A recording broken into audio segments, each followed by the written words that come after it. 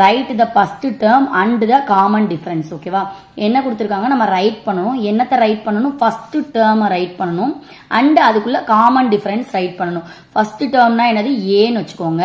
Common டிஃபரன்ஸ்ங்கிறது என்னது, D. டிஃபரன்ஸை டின்னு சொல்றோம். ஏ என்னன்னு கண்டுபிடிக்கணும், டி என்னன்னு கண்டுபிடிக்கணும். இதுதான் உங்களோட கொஸ்டின். ஓகே, பாருங்க ஃபர்ஸ்ட் சம் பாருங்க. 3 1 -1 -3 உங்களுக்கு கொடுத்துருக்காங்க. ஃபர்ஸ்ட் உள்ளதுதான் ஃபர்ஸ்ட் டேர்ம். ஓகேவா, அப்ப என்ன எழுதிடலாம் நீங்க டைரக்டா எடுத்தோடனே ஃபர்ஸ்ட் ஆன்சர் என்னது, இந்த 3ங்கிறது தான் first term. Hair first term a = 3. So a = இதுதான் 3. இதுதான் ஃபர்ஸ்ட் ஆன்சர். தென் என்ன கேட்டிருக்காங்க, காமன் டிஃபரன்ஸ் கேட்டிருக்காங்க.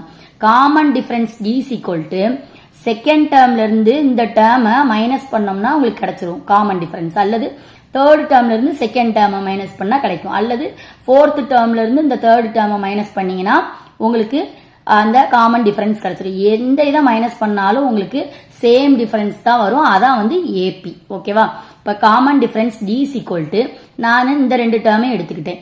செகண்ட் டேர்ம் மைனஸ் இது ஃபர்ஸ்ட் டேர்ம்.